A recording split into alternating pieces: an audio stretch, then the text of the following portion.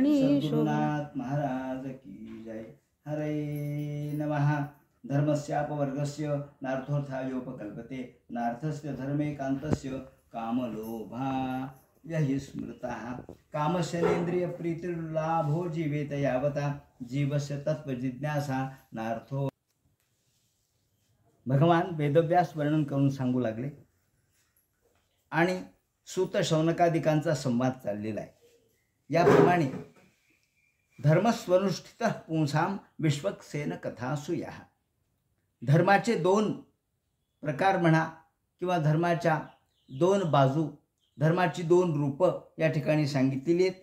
एक रूप धर्माचं सामान्य स्वरूपाचा जो धर्म आहे, चोदना लक्षण अर्थो धर्म, केवळ आचार प्रभवो धर्म, म्हणजे आचार किंवा स्वरूपानुसंधान हे नंतर आहे, पण आधी आपल्याला प्रलोभनासाठी काही गोष्टी सांगाव्या लागतात।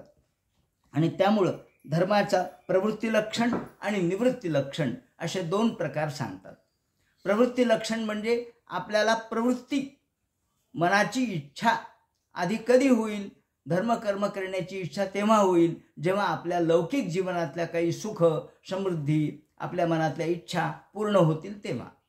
म्हणून आपण प्रथमतः जे एखाद्या चांगल्या गोष्टीकडे वळतो ते प्रवृत्तीनुसार वळतो। आपली इच्छा तोपर्यंत होत नाही, आपलं मन तोपर्यंत एखादी गोष्ट करायला तयार होत नाही, आणि म्हणून हा प्रवृत्तीकारक धर्म।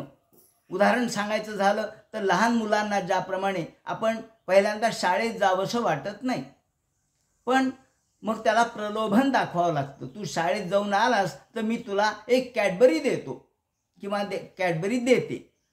मग तो म्हणतो ठीक आहे, कॅडबरी मिळण्यासाठी तो शाळेत जातो, शाळेतून आल्यावर कॅडबरी मागतो। असं काही दिवस चालतं, वर्ष 6 महिने चालतं। मग तो एक एक वर्ग पुढे जातो, मग तो मॅट्रिकला जातो, 12वीला जातो, मग तो अभ्यास करायला लागतो, तो कॉलेजला जातो, शाळेला जातो, अभ्यास करतो। त्याला विचारलं का रे तू कॅडबरीसाठी जातो का? तो म्हणतो कॅडबरी? अरे कॅडबरी काय, अहो मला माझं करिअर करायचंय। मग कॅडबरी बाजूला पडली आणि करिअर झालं। करिअर सुद्धा अपेक्षाच आहे, पण ती कॅडबरीपेक्षा मोठी आहे। आपल्याला काही कर्तृत्व करायचंय, पुढे पैसा मिळवायचा आहे, काही नाव मिळवायचंय, ही देखील इच्छाच आहे। पण ही इच्छा जी आहे ती या कॅडबरीपेक्षा मोठी आहे। त्यामुळं स्वर्ग कामो यजेत असं जे यज्ञाच्या संदर्भात वेद सांगतो की स्वर्ग प्राप्तीसाठी तुम्ही यजन करा, मग यज्ञ करा म्हणजे स्वर्ग तुम्हाला मिळेल। हे काय झालं, हे प्रलोभनच झालं एका अर्थाने। व्यापक स्वरूपामध्ये खूप उच्च दर्जाच्या ठिकाणी आपण जर गेलो तर हेही प्रलोभनच आहे, पण या प्रलोभनापेक्षा मुक्ती हे श्रेष्ठ आहे। आणि संत तर न लगे मुक्ती आणि संपदा इथपर्यंत जातात। मुक्तीला देखील परोसर म्हणती, मुक्तीला देखील बाजूला सारतात। मोक्ष आणि मुक्ती याला देखील बाजूला सारणारे संतांची प्रवृत्ती आहे, ही आत्यंतिक निवृत्ती आहे। म्हणून एक प्रवृत्तीकारक धर्म आहे, दुसरा निवृत्तीकारक धर्म आहे।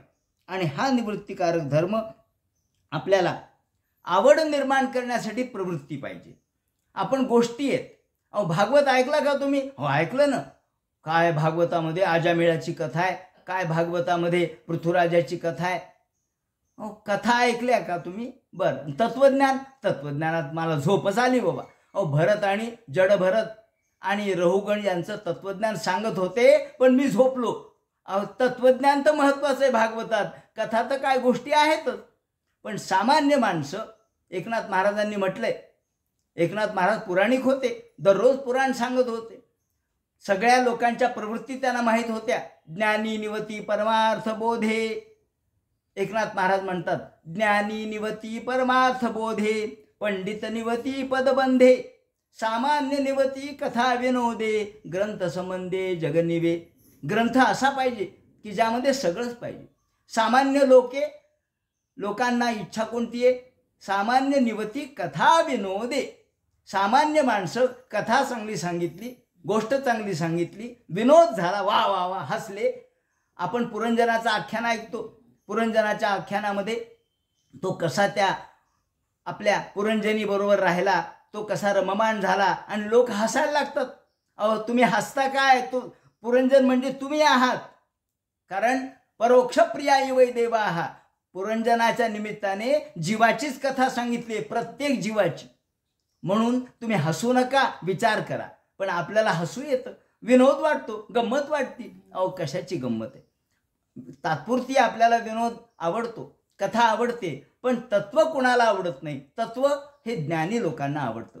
सामान्य नेवती कथा विनोद आहे. सामान्य लोकांना कथा आणि विनोद म्हणून ही प्रवृत्ती आहे. कथेला गेलात का, पुराणाला गेलात का, चांगली कथा सांगतात महाराज, हो मग चला जा. पण ही प्रारंभीची अवस्था आहे. सुरुवातीला तुम्हाला प्रवृत्तिकारक धर्म सांगितला, त्यानंतर दुसरा निवृत्तिकारक धर्म सांगितला. ज्या निवृत्तिकारक धर्मामध्ये भगवंताची सेवा ही श्रेष्ठ आहे. आणि म्हणून फलानुसंधी रहितम, कोणत्याही फळाची अपेक्षा न करता अहेतुक्य प्रतिहता. या ठिकाणी दोन भक्तीचे लक्षणं सांगितलेत, अहेतुक आणि अप्रतिहत. हेतू नसलेली आणि अत्यंत अखंड अशी. मग वेदाध्ययन, यज्ञ, दान, तप हे कशासाठी हो म्हणले? हे धर्माचे अंग आहेत, साध्य नाहीये. साध्य भगवत प्रेम साध्य आहे, भगवत भक्ती साध्य आहे. बाकी सगळे उपांग आहेत. यज्ञ, दान, तप, कर्म हे सगळे उपांग आहेत. धर्म हे ज्ञानाचा अंग आहे, हे पुष्टी कारक आहे. आणि त्यामुळं आपल्याला फक्त भगवंताची भक्ती हे श्रेष्ठ आहे. आणि म्हणून या भगवंताच्या भक्ती वासुदेवे भगवती, वासुदेव सर्व व्यापक असणाऱ्या भगवंताची भक्ती ही खऱ्या अर्थानं श्रेष्ठ आहे. ईश्वराच्या कक्षेत येण्यासाठी आपल्याला त्याच्या एवढं व्हावं लागेल. आता विश्वात्मके देवे येणे वाग्यज्ञे तोषावे. माऊली काय म्हणतात? विश्वात्मक देवाला प्रार्थना केली आहे, कारण माऊली विश्वात्मक झालेत. त्यामुळं हे विश्वची माझे घर, ऐशी मती जयाची स्थिर, किंबहुना चराचर आपणची झाला. अशी जी मानसिकता आहे, अशी जी मानसिक अवस्था आहे, ती एखाद्या महात्म्याची, संताची असू शकते, साधूची असू शकते. ते ईश्वराच्या कक्षेमध्ये येतात. आपण ईश्वराच्या कक्षेत नाही येत अजून. उदाहरण सांगायचं तर भूस्थिर केलेला ग्रह हा फिरतोय का नाही? हो फिरतोय, पण त्याच्या कक्षेत आलाय. आता आपले शास्त्रज्ञ तिथपर्यंत गेले. जोपर्यंत ते त्याच्या कक्षेत नव्हते तोपर्यंत त्यांना जायला उशीर लागला, वेळ लागला. आणि जेव्हा ते त्याच्या कक्षेत आले तेव्हा त्या भूस्थिर असणाऱ्या प्रयोगशाळेमध्ये त्यांचा प्रवेश झाला.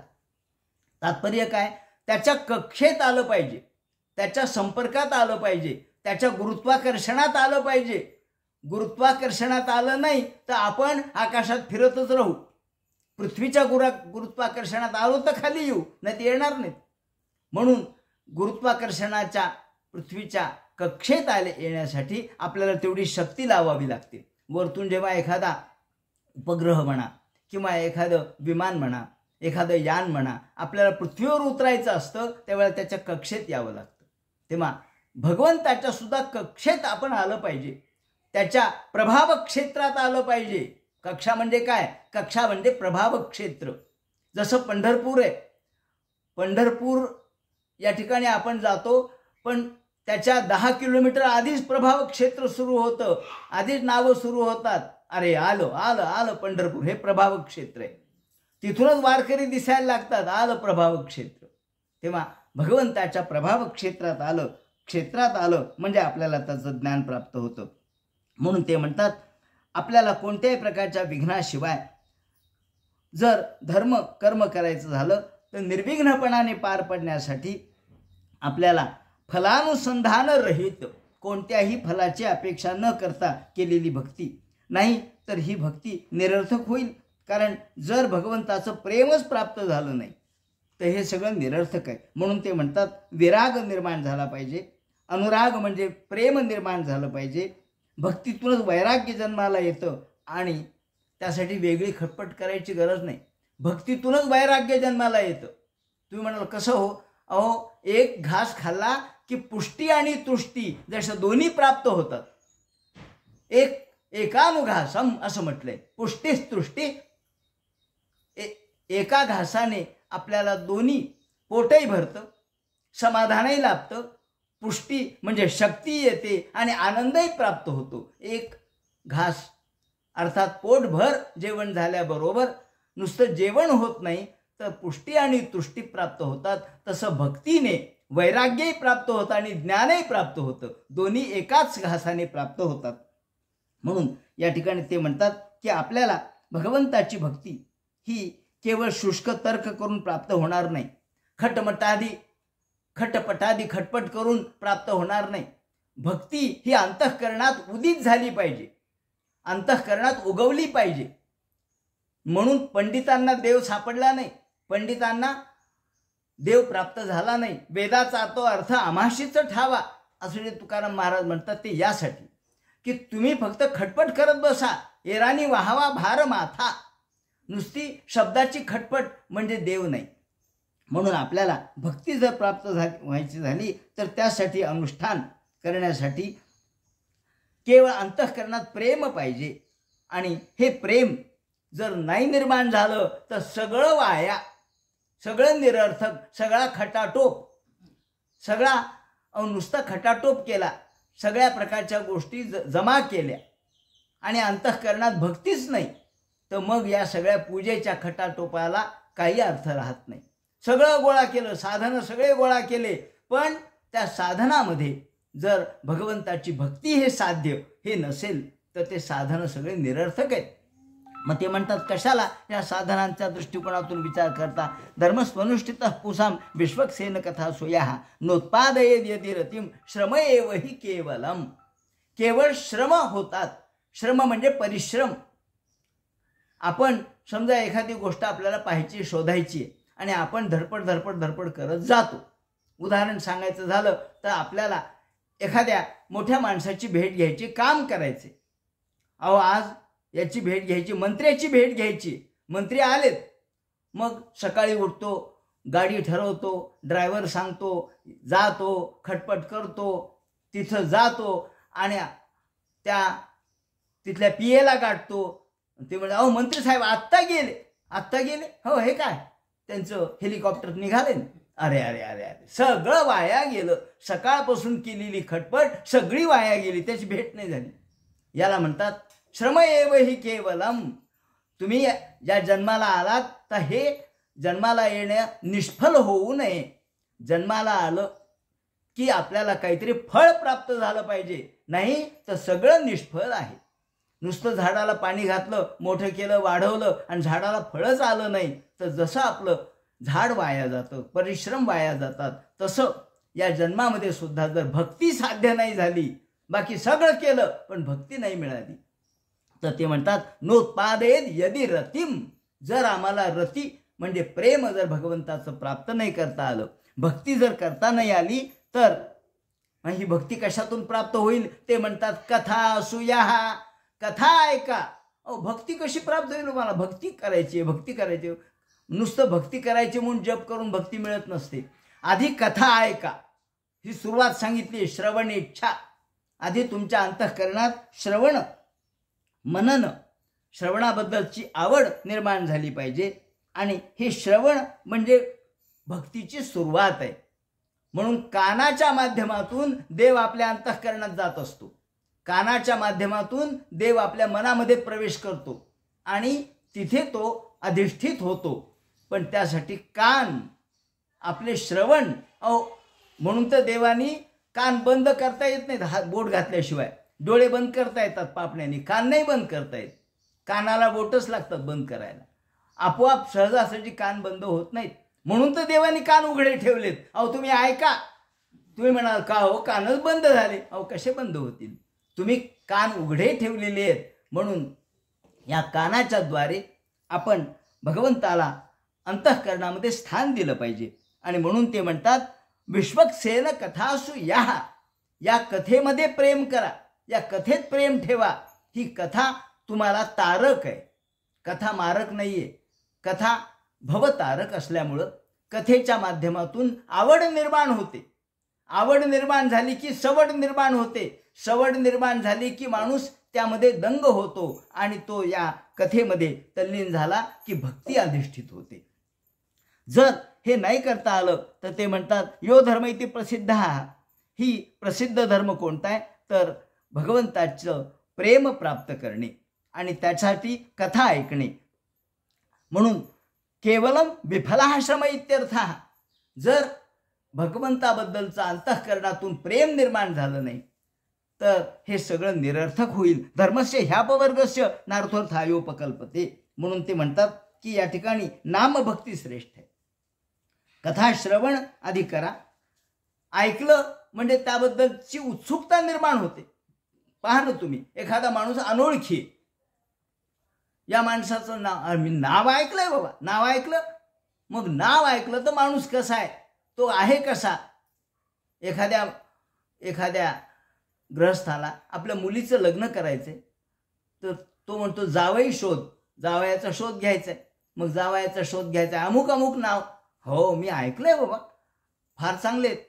मग त्याच्याबद्दलची कथा, अहो काय हुशार मनुष्य आहे, तो असा आहे, एवढा मिळवतोय, अमेरिकेत आहे, पगार मिळवतोय, आई वडिलांचं जोपासना करतोय, काय झालं हे, त्याच्याबद्दलच्या कथा झाल्या ह्या सगळ्या.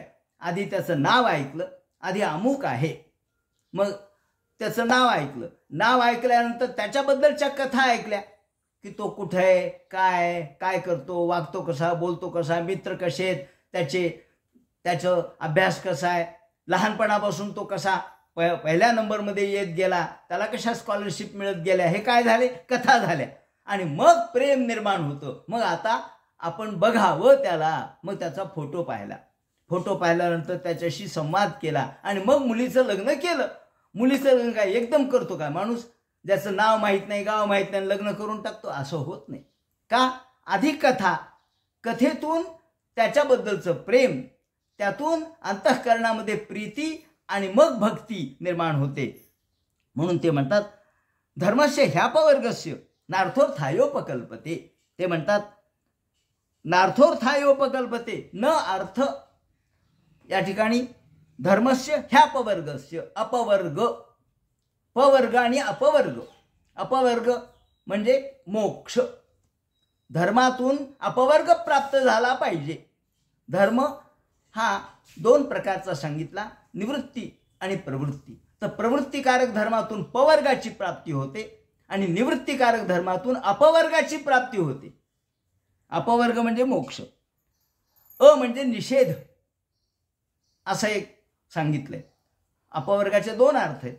एक अ म्हणजे निषेध, आपण सगळ्याला अ म्हणतो.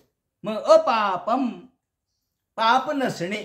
अपवर्ग म्हणजे काय, जिथे पाप नाही, अपापम. अपवर्ग म्हणजे अचे 5 गोष्टी. कोणत्या, अपापम. त्याचप्रमाणे प, फ, ब, भ आणि म याला म्हणतात पवर्ग. प, फ, ब, भ, म हे पवर्ग आहे. तर पवर्ग कोणता आहे, उदाहरणार्थ पिनाक, फणिबालेंदू. पिनाक म्हणजे कोणाचं नाव आहे, अर्थात शंकराच्या हातामध्ये एक धनुष्य आहे, त्याला पिनाक असं म्हणतात. पिनाक पाणी, ज्याच्या हातामध्ये पिनाक नावाचं धनुष्य आहे. पिनाक. फणी, फणी म्हणजे काय, नाग. प, फ झालं ना, आधी प म्हणजे पिनाक झालं, मग फ म्हणजे फणी झालं, मग ब आलं बालेंदू, ज्याच्या डोक्यावर चंद्र आहे. बाल इंदू, इंदू म्हणजे चंद्र. त्यानंतर ब झालं, मग भ भस्म आणि म माला. प, फ, ब, भ, म या 5 पवर्ग रचिता मूर्ती, अपवर्ग फलप्रदा. या पवर्गाने जर त्या मूर्तीचं आपण स्मरण केलं तर आपल्याला अपवर्ग प्राप्त होतो. पवर्ग कोणता आहे, प, फ, ब, भ, म. पिनाक, फणिबालेंदू, भस्ममाला तयोस्तथा. पवर्ग रचिता मूर्ती, अपवर्ग फलप्रदा.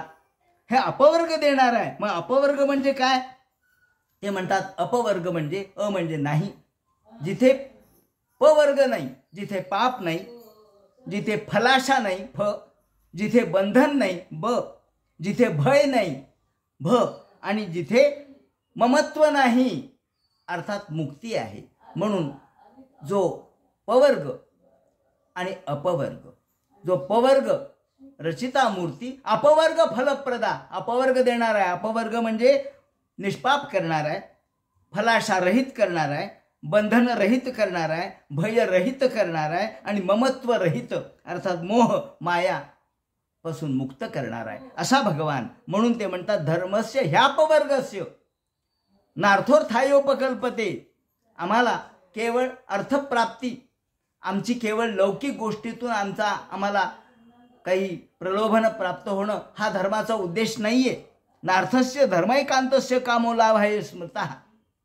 केवळ लाभ, तात्पुरता काम, नार्थोर्थायोपकल्पते, हे सगळं क्षयिष्णू आहे. क्षयिष्णू म्हणजे नष्ट होणार आहे, नाशिवंत आहे. बाकीचं सगळं नाशिवंत आहे, अपवर्ग तेवढा नाशिवंत नाही.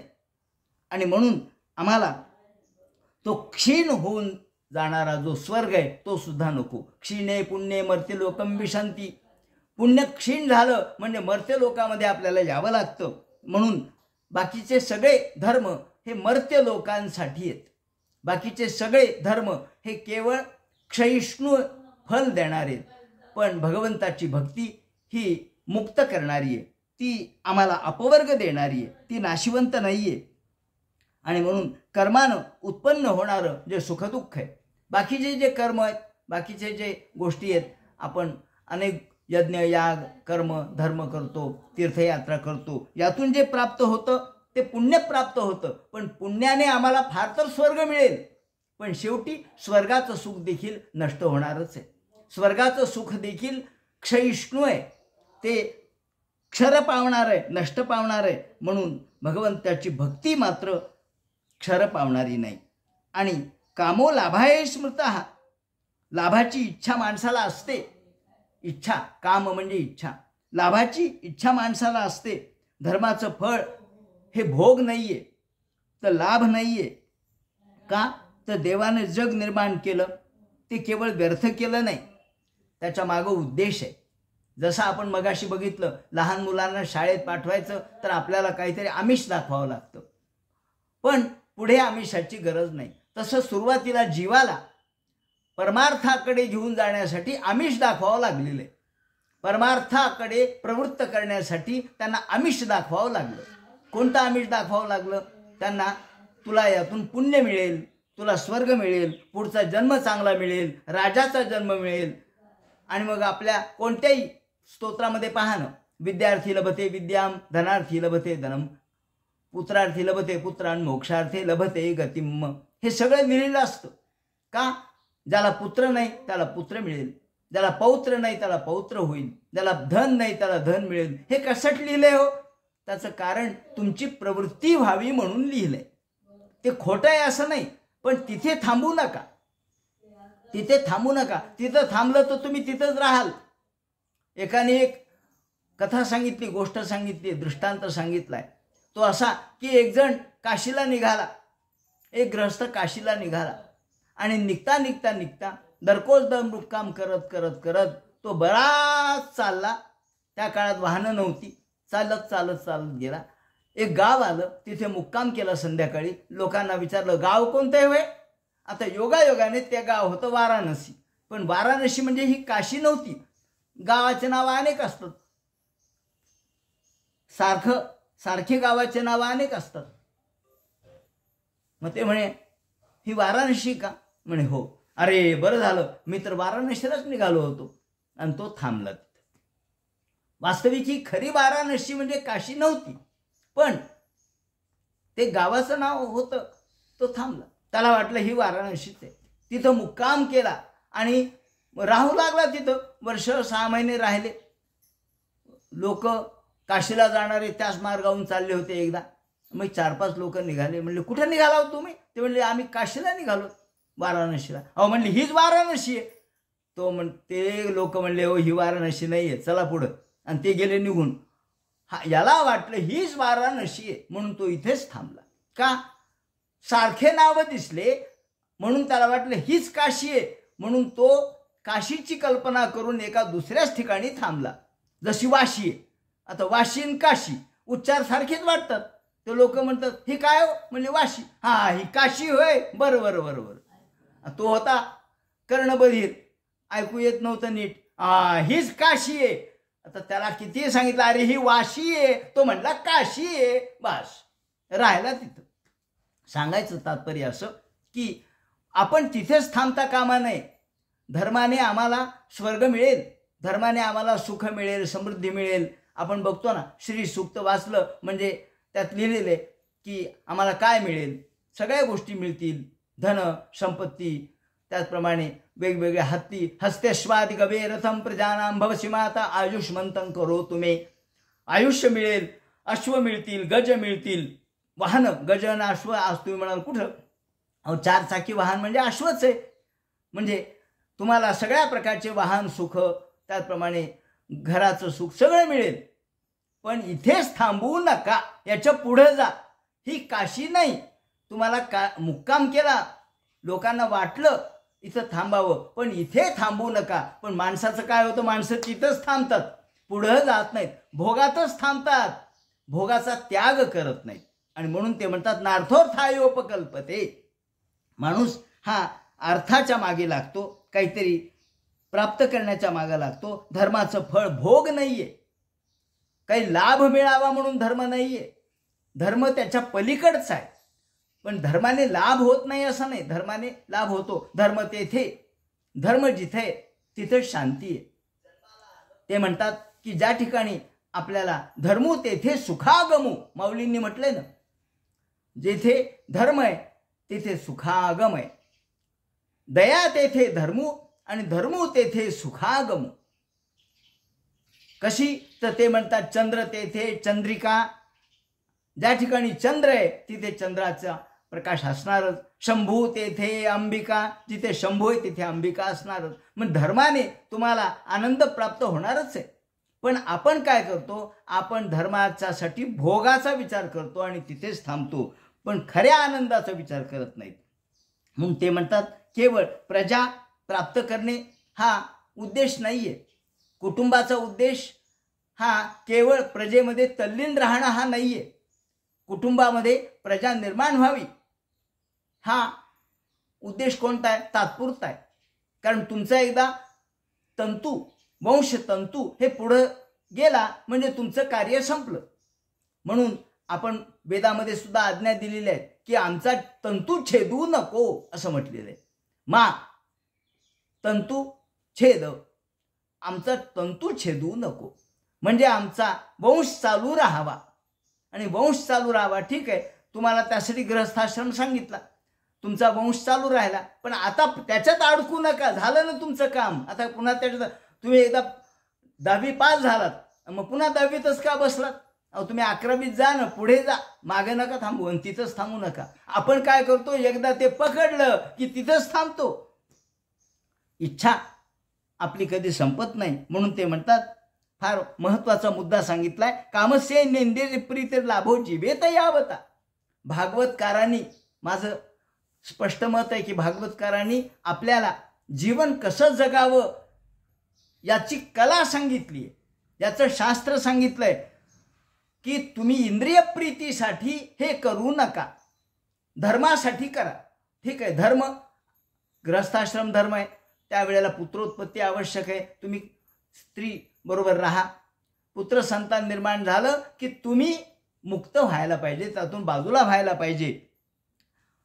एकनाथ महाराजांनी सुद्धा सांगितलंय, प्रजार्थ स्त्री सेवन ऋतुकाळी नेमस्त. याप्रमाणे आपल्याला प्रजा प्राप्त व्हावी आणि ती प्रजा सुद्धा कुत्र्या मांजरासारखी नाही. सुप्रजा वीरवंतो वयम श्यामपतयो रयीणाम. आम्हाला सुप्रजा निर्माण झाली पाहिजे, जी प्रजा पुढे धर्मकर्म करील, तुमचा धर्म पुढे चालवील अशी प्रजा निर्माण झाली पाहिजे. याला सुप्रजा म्हटलंय. आणि त्या सुप्रजेसाठी मग धर्मकर्म सांगितलेत. याप्रमाणे हे देवाने जग यासाठी निर्माण केलं. मात्रार्थंच भवार्थंच आत्मने कल्पनायच. वेदस्तुतीमध्ये आपण पाहतो की 87वा जो अध्याय श्रीमद भागवताच्या 10व्या स्कंदाच्या उत्तरार्धाचा 87वा अध्याय हा वेदस्तुतीचा आहे. मात्रार्थंच भवार्थंच आत्मने कल्पनायच. देवाने जग का निर्माण केलं याचं उत्तर तिथे दिलेलं आहे. मात्रार्थंच भवार्थंच. आपल्याला संसारासाठी जग निर्माण केलं. जीवाला उत्पन्न का केलं त्यांनी संसार करावा, पण संसारातच राहावं म्हणून नाही. मात्रार्थंच भवार्थंच, भव म्हणजे संसार, पण या संसारातून त्याला पुढं जावं, त्याला कळावं की अरे अरे अरे त्रिविधता पे पोळला तोची एकाधिकारी झाला परमार्थाशी. समर्थ रामदास स्वामी म्हणतात त्रिविधता पे पोळला, आधी त्रिविधता पोळू द्या त्याला. जेव्हा नारद आणि हे ऋषी यांचा संवाद आहे, त्यामध्ये नारदानी जे प्राचीन बर्ही यांचे जे पुत्र आहेत त्यांनी प्रामुख्याने आपले पुत्र उत्पन्न केले आणि प्रचेतस उत्पन्न केले आणि त्यांनी भिक्षो धर्म सांगितला, निवृत्ती धर्म सांगितला आणि ते निघून गेले. आणि ज्या वेळेला हे प्रजापती यांनी नारदाला विचारलं, का हो नारदा, तुम्ही आमच्या मुलांना धर्म सांगितला, तो निवृत्ती धर्म का सांगितला? भिक्षो मार्गम प्रदर्शितम, तुम्ही भिक्षो मार्ग का सांगितला? का तर त्यांना या संसारातला त्रास कळू द्या, आधी त्यांना संसारात व्याप ताप काय असतो तो कळू द्या. त्याचा नानुभूयान जानंती पुमान विषय तीक्ष्णताम, असं त्या ठिकाणी म्हटलंय. जोपर्यंत माणसाला विषयाची तीक्ष्णता कळत नाही तोपर्यंत त्याला अनुभव येत नाही, आणि जोपर्यंत अनुभव येत नाही तोपर्यंत त्याला कळतं पण वळत नसतं. आणि म्हणून लहान मुलांना किती म्हणा की या इथं हाय, याला हात लावू नका, हे पोळल, पण एकदा दिव्यावर हात लावतो आणि मग त्याला कळतं हे पोळत असतं, मग दिव्याला हात लावत नाही. का बरं? उदबत्तीला हात लावत नाही, एकदा पोळल्याशिवाय नाही. म्हणून ते म्हणतात नारदाला मग याप्रमाणे त्यांनी शाप दिला. या सांगायचं तात्पर्य असं की भिक्षमार्ग किंवा निवृत्ती मार्ग हा नंतरचा आहे, आधी प्रवृत्ती आणि मग निवृत्ती आहे. आणि म्हणून देवानी सुद्धा जग का निर्माण केलं ते म्हणतात मात्रार्थंच भवार्थंच, आधी त्यांना संसार करू द्या आणि मग परमार्थाच्या नादी लागतील.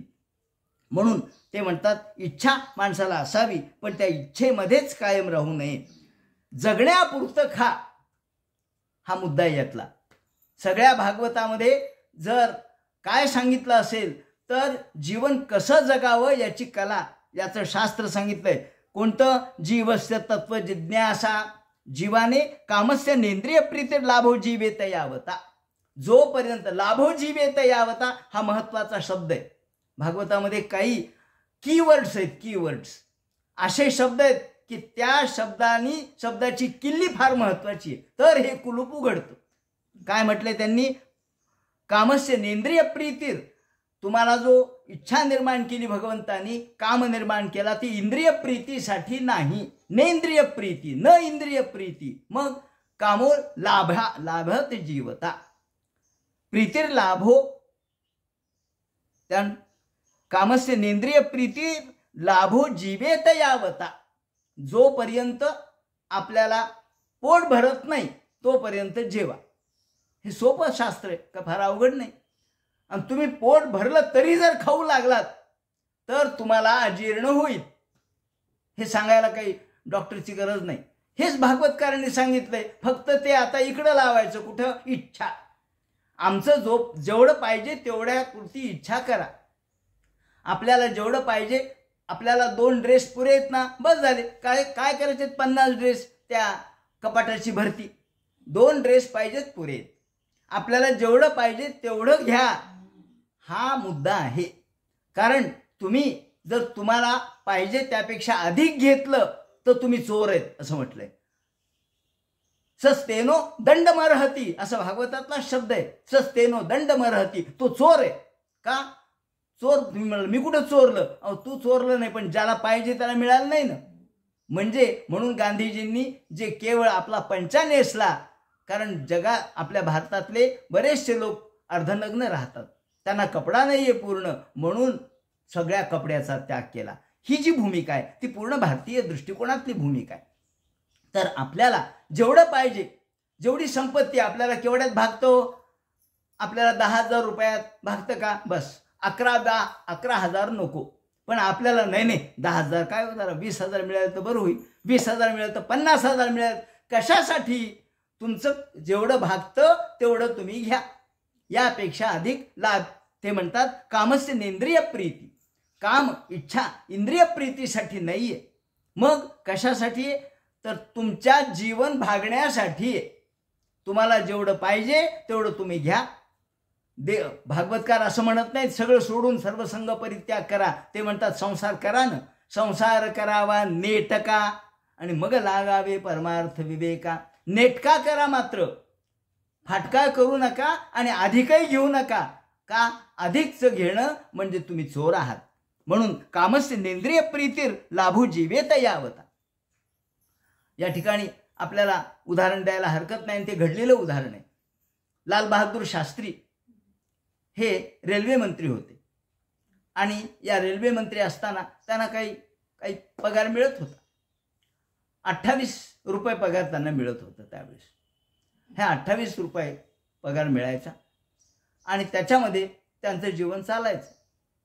एकदा त्यांच्याकडे ग्रहस्थ आला. म्हटलं मला जर काही उसने पैसे आहेत का? ते म्हणले नाही हो, माझ्याजवळ पैसेच द्यायला नाहीत. मग तो त्यांच्या बायकोला म्हटला काही उसने पैसे आहेत का वहिनी? ती म्हणले आहेत ना. तुम्हाला किती पाहिजे? देते. तिने दिले. हे कळालं त्यांना. ते म्हणले शास्त्रीजी म्हणाले तू कुठून दिले ग पैसे? ती म्हणले अहो तुम्ही मला घर खर्चाचे पैसे देताना मग त्यातले मी बाजूला ठेवले आणि दिले. त्यांनी पत्र लिहिलं गव्हर्नमेंटला, शासनाला, मला 28 रुपये पगार जास्त होतोय कारण माझा राहतो, मला पगार कमी करा. तात्पर्य ही जी अलौकिक वृत्ती आहे, निस्वार्थ वृत्ती आहे. तेव्हा अशा प्रकारची वृत्ती कोणती? माझं एवढ्यात भागतं ना, बस मला जास्त नको, माझं एवढ्यात भागतं. तर केवढ्यात भागतं हे ठरवा. पण आपलं भागतच नाही, आपण भागतच राहतो. भाग म्हणजे पळणे. भागतच राहतो. इतकं भागत राहतो की एक गृहस्थ असा होता. राजाने असं सांगितलं, एक द्वाही फिरवली की उद्या सकाळी सूर्योदयापासून सूर्यास्तापर्यंत जो जितकं पळत राहील तेवढी जमीन त्याची. जे सगळे लोक गावाच्या बाहेर जमले आणि जे पळायला सुरुवात केली त्याचात एक गृहस्थ सकाळी उठला आणि काही खाल्लं नाही, पिल्लं नाही, चहा नाही, पाणी नाही, जे पळायला सुरुवात केली. म्हटलं बस आता जास्तीत जास्त जमीन आपण मिळवायची. बरेचसे लोक मागं पडले. बघायला लागला सगळे लोक मागं पडले, आपण कसे पळालो. आणि संध्याकाळ झाली, सूर्यास्त झाला.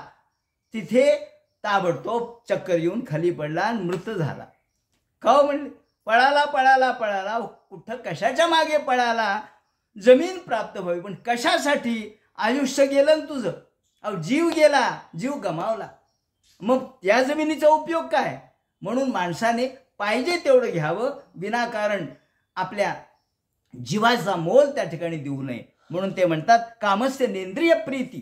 काम हा इंद्रिय प्रीतीसाठी नाहीये. तर मग प्रीती लाभो जीवेत यावता. जोपर्यंत जेवढं आपल्याला पाहिजे तेवढंच खावं, जास्त खाऊ नये. म्हणून 3 पद्धती सांगतात. संस्कृती म्हणजे काय, प्रकृती म्हणजे काय आणि विकृती म्हणजे काय. एका शब्दात सांगायचं तर आपल्याला पोटापुरतं खाणं, आपल्याला हवं तेवढं घेणं, ही झाली प्रकृती. ही झाली प्रकृती. तुम्हाला एक भाकरी लागते का? तेवढं खाल्लं, ही झाली प्रकृती. म्हणून भिक्षा सांगितली महाराज. भिक्षा उगा नाही सांगितली. 5 घरी भिक्षा मागायला सांगितली फक्त. का? बस पुरे. आणि आज ज्या घरी गेलं त्या घरी उद्या जायचं नाहीये, बदलून जायचंय. कारण आपली तिथं जिलबी मिळाली, अरेच या ठिकाणी जिलब्या मिळतात, बुंदी मिळती, लाडू मिळतात, चला तिथं पुन्हा. अशी प्रीती इंद्रियाची वाढेल म्हणून. मग त्यानंतर आपल्या पोटापेक्षा अधिक खाणं म्हणजे झाली विकृती. पोटाला पाहिजे तेवढं खाणं झाली प्रकृती. पोटापेक्षा जास्त खाणं ही झाली विकृती. आणि पोटाला खात असताना जर समोर एखादा अतिथी आला तर त्याला त्यातला अर्धा भाग जाणं देणं ही झाली संस्कृती. आणि म्हणून रंतीदेव यांचं उदाहरण आहे ना, आपल्याला माहिती आहे. रंतीदेवाला 40 दिवस उपवास पडले. सगळं दान दिलं होतं त्यांनी. तो राजा होता पण सगळं दान धर्म केला आणि काही शिल्लक राहिलं नाही. खायला प्यायला शिल्लक राहिलं नाही. बायको उपाशी, पोरं उपाशी, तो उपाशी. 40 दिवस उपवास पडले. आणि एकदा भाकरी समोर आली आणि जेवायला लागला तेवढ्यात एक अतिथी आला. महाराज मला भूक लागली. तो म्हणला आता बायकोवर आपला अधिकार नाही, पोरावरही नाही, माझं एवढं घेऊन टाक म्हणला. एक भाकरी मिळाली होती, चतकोर घेतली होती. माझी तुला घे आणि ही घे. नंतर काहीच नाही खाल्लं. नंतर पाणी प्यायला लागला. तेवढ्यात एक जण तहानलेला मनुष्य आला. तो म्हणला, महाराज मी तहानलोय, मला पाणी द्या ना. स्वतःचं पाणी सुद्धा दिलं आणि मग भगवान प्रगट झाले. म्हणले, अरे सरंती देवा, तू खरं निस्वार्थी आहेस. एवढा उपवास करून सुद्धा तुझ्या अंतःकरणामध्ये समोरच्या माणसाबद्दल प्रेम, दया, कुत्र्याबद्दल सुद्धा, प्राण्याबद्दल सुद्धा प्रेम आहे. म्हणजे तू सर्वाभूती परमेश्वर पाहतोस. ही त्याची भक्ती. याला म्हणतात संस्कृती. म्हणून विकृती, प्रकृती, विकृती आणि संस्कृती याच्यात हा फरक आहे. प्रकृती म्हणजे पोटापुरतं खाणे, विकृती म्हणजे पोटापेक्षा जास्त खाणे. मग आता हे खाण्याचं आहे, तसंच मिळविण्याचं आहे. पोटापुरतं मिळवलं झाली प्रकृती, पोटापेक्षा जास्त मिळवलं ही झाली विकृती. आणि याला काही अंत नसतो. म्हणून तिथे अधर्म सुरू होतो किंवा खोटं बोलणं सुरू होतं. आणि आपल्या जवळचं सुद्धा दान करणं ही झाली संस्कृती. म्हणून ते म्हणतात जीवस्य तत्वजिज्ञासा. म्हणून जीवाचा या जगण्याचा उद्देश सांगितलाय भागवतकारांनी.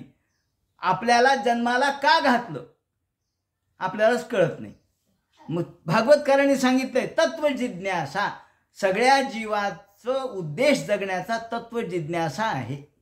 तुम्ही तत्वाची जिज्ञासा करा. अथा तो धर्म जिज्ञासा अथा सो ब्रह्म जिज्ञासा तच्छंयोरावृणीमहे गातुम यज्ञाय गातुम यज्ञपतये. तत्वजिज्ञासा करा. हे खरं शास्त्र आहे. हे खरं जीवाचा जगण्याचा उद्देश आहे, तत्वजिज्ञासा.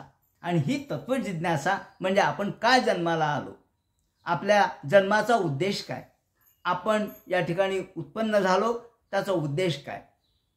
या ठिकाणी या जीवाचं भक्ती हा आपला उद्देश आहे. खरं म्हणजे त्यांनी सांगितलंय, देगलूरकर मोठे महाराज असं सांगायचे, धुंडा महाराज, की जो जन्माला आला तो भक्तीचा अधिकारी आहे. आणि भक्ती नाही केली तर तुम्ही त्या अधिकाराचा गैरवापर केला म्हणा किंवा अधिकार स्वीकारला नाही म्हणा, म्हणजे तुम्ही दोषी आहेत, तुम्ही प्रमादी आहेत. तो प्रमाद आहे. कोणता? भक्ती न करणं हा प्रमाद आहे. तुम्ही जन्माला आलात तर भक्ती हा तुमचा स्वभावच असला पाहिजे. म्हणून जीवस्य तत्वजिज्ञासा नार्थो यश्चेह कर्मभिः असं त्यांनी मुद्दा वापरलाय, की आपल्या जगण्याचं उद्देश कोणता असेल तर तत्वजिज्ञासा. ध्येयाकरता, तत्वाकरता आपण जगलं पाहिजे. खाण्याकरता जगू नका. हा, जगण्यासाठी खा पण खाण्यासाठी जगू नका. तत्वजिज्ञासेसाठी जगा. पूर्वीचे सगळे लोक जगतच होते पण जगताना धर्मकर्म करत होते. म्हणजे या ठिकाणी खाण्याकरता जगणं वेगळं आणि जगण्याकरता खाणं वेगळं. ते म्हणतात अथा तो धर्मजिज्ञासा. याप्रमाणे विषयोपभोगासाठी जीवन नाही, विषयोपभोगासाठी हे आपल्याला दिलेलं नाही. चला आता उपभोगासाठी जीवन आहे, चला जगा. यावत जीवेत सुखं जीवेत ऋणं कृत्वा घृतं पिबेत भस्मीभूतस्य देहस्य पुनरागमनं कुतः. हा चार्वाकवाद हा योग्य नाहीये. केवळ आता जगायला आता काय करायचं म्हणले, अहो पुन्हा मिळणार आहे का हा देह? चला दारू प्या, पत्ते खेळा, मजा करा. का पुन्हा मिळणार आहे का?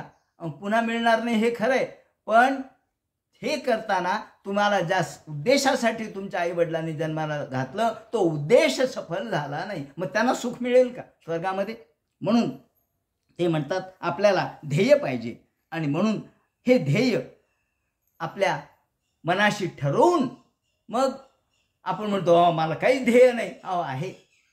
संतांना याची जाणीव होती. आम्ही वैकुंठवासी आलो याची कारणाशी बोलले जे ऋषी साच भावे वर्तावया. झाडू संतांचे मार्ग आडरांनी भरले जग. ही संतांची भूमिका होती. त्याचप्रमाणे ज्ञानेश्वर माऊलींनी सुद्धा म्हटलंय, माझी या सत्यवादाचा तप वाचा केले बहुत कल्प. का बरं? ताबडतोब आपलं कार्य झालं की समाधी घेतली. सर्वांनीच समाधी घेऊन टाकली. कार्य संपलं, बस एवढ्या कार्यासाठी आलो, संपलं. आम्हाला कार्याचं ज्ञान नाही, आम्ही कशासाठी आलो याचं ज्ञान नाही. आणि म्हणून भागवत सांगतात की तुमचं कार्य कोणतं आहे तर भक्ती हे तुमचं कार्य आहे. तत्वजिज्ञासा. तत्व म्हणजे काय? तत्वमसी, त्या भगवंताची आपल्याला प्राप्ती करून घेणे. त्या भगवंताचं स्वरूप जाणणे हे आमचं कर्तव्य आहे. जर आपल्याला या जगामध्ये जीवन प्राप्त झालं असेल तर या जीवन सफल होईल. नाही तर आला आला प्राणी जन्माशी आला, झाला झाला थोरही बहुत झाला, केला केला व्यापही बहुत केला, गेला गेला बापुडा व्यर्थ गेला. अशी व्यर्थता आपल्या जीवनाची येऊ नये. केवळ व्यर्थ जीवन आपलं राहू नये. जीवन सार्थ झालं पाहिजे आणि त्याला सार्थकत्व कधी प्राप्त होईल, त्याला अर्थ कधी प्राप्त होईल. शब्द असतात ना, शब्द नाही तसं नाही. आता उदाहरणार्थ दगड हा शब्द आहे, गडद हाही शब्द आहे, आणि दगड गडद आणि डगद हाही शब्दच आहे ना, पण त्याला अर्थ आहे का? तसं तुमचं जीवन निरर्थक होऊ नये, ते सार्थ झालं पाहिजे, अर्थ परिपूर्ण झालं पाहिजे. आणि त्याला शब्द आहेत पण शब्दाला अर्थ नाही, असे खूप शब्द आहेत ज्याला अर्थ नाही, निरर्थक आहेत. मग निरर्थकत्व हे आपल्या जीवनाचं असता कामा नये. सार्थकत्व म्हणजे त्यातला प्राण आहे, सार्थकत्व म्हणजे त्याचं अंतःकरण आहे. म्हणून त्याचं स्वरूप, त्यातलं मूळ जे उद्देश आहे आपल्या जगण्याचा तो तत्वजिज्ञासा. नार्थो यश्चेह कर्मभिही, म्हणून केवळ नुसत्या क्षयिष्णू कर्म स्वर्ग प्राप्त करून घेणं हे आमचा उद्देश नाहीये. पुन्हा एकदा आम्हाला पृथ्वी तलावर यावं लागतं. म्हणून माऊलींनी त्या अध्यायामध्ये सांगत असताना 16व्या अध्यायात त्याचं वर्णन जेव्हा केलंय की स्वर्ग जरी झाला तरी त्या स्वर्गातून पुन्हा खाली यावं लागतं. का भाडीचा कवडा बेचे, मग दारही चिंपू न येती याचे, ऐसे लाजीरवाणी दीक्षिताचे काही सांगो. स्वर्ग सुख कसं आहे तर ते म्हणतात एखाद्या वेश्येच्या घराप्रमाणे. पैसा संपला म्हणजे जशी वेश्या त्याला जवळही येऊ देत नाही, उमरा देखील ओलांडू देत नाही, त्याप्रमाणे आपल्या जवळचं पुण्य संपलं म्हणजे स्वर्गात एक सेकंद सुद्धा आपल्याला थांबता येत नाही, ताबडतोब खाली यावं लागतं, ढकलून दिलं जातं, ढकलून.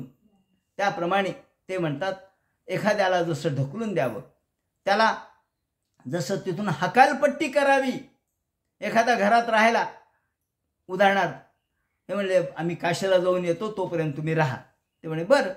ते काशीला गेले, 6 महिने झाले, 6 महिन्यातून परत आले. तो जाण तुम्ही आता, काशीहून येईपर्यंत मी तुम्हाला थांबा म्हटलो होतो, आता जा तुम्ही तुमच्या घरी. जसं त्याला हकाललं जातं तसं आपण हे घर माझंच आहे म्हणून राहतो. आणि मग शेवटी यमदूत येतात, म्हणतात चल आता झालं तुझं काम, या घरात तुझं नाही काही काम, तुला काय तात्पुरतं राहण्यासाठी दिलं होतं, तू माझंच समजलास. तेव्हा असं आपल्याला गृध्रवृत्तीने राहू नये. म्हणून ते म्हणतात नार्थो याश्चेह कर्मभी, हे कर्म जे आहे आपण जे धर्मकर्म करतो ते केवळ स्वर्गप्राप्तीसाठी असता कामा नये, आपल्याला मुक्तीचा विचार आपण केला पाहिजे. म्हणून वदंती तत्तत्वविदस्त्वं यज्ञानमद्वयं ब्रह्मेति परमात्मेति भगवानिति शब्दते. मग ज्ञान कोणत्याही पद्धतीने तुम्ही मिळवा, मग त्याला भगवान म्हणा, त्याला ह्या तत्वज्ञानामध्ये त्याला ब्रह्म म्हणा. आपल्याला माहिती आहे ना की कोणी त्याला ब्रह्म म्हणतात, जे मुनी आहेत, वेदांती आहेत, ते त्याला ब्रह्म म्हणतात. कुणी त्याला साकार असणारा भगवान म्हणतात आणि कुणी त्याला परमात्मा म्हणतात. हे तिन्ही रूप एकच आहेत. ब्रह्मेति परमात्मेति भगवानिति शब्दते. मग त्याला भगवान म्हणा. यम शैवा समुपासते शिव इति ब्रह्मेति वेदांतिनो. हा श्लोक आपल्याला माहिती आहे की कुणी शैव लोक त्याला शिव म्हणतात. यम शैवा समुपासते शिव इति. कुणी त्याला शिव म्हणतात, कुणी त्याला ब्रह्मेति वेदांतिनो, वेदांती लोक त्यालाच ब्रह्म म्हणतात. बुद्ध इति प्रमाणपटव. बौद्ध लोक त्याला बुद्ध म्हणतात. तर प्रमाणपटव करते ती नैयायिका. हा नैयायिक लोक त्याला कर्तृत्ववादी म्हणतात. हे कर्ता भगवान आहे, त्याला भगवान शब्द वापरत नाही, ते म्हणतात हा कर्ता आहे. म्हणजे कर्ता म्हणजे तोच आहे, ब्रह्म म्हणजे तोच आहे, भगवान म्हणजे तोच आहे, शिव म्हणजे तोच आहे आणि शंकर म्हणजे तोच आहे. आणि कर्मेति मीमांसका. हा मीमांसक लोक म्हणतात काय नाही, कर्म महत्वाचं आहे, कर्म म्हणून त्याच्याकडे पाहतात. आणि अर्हन नित्यपी जैन शासनरता.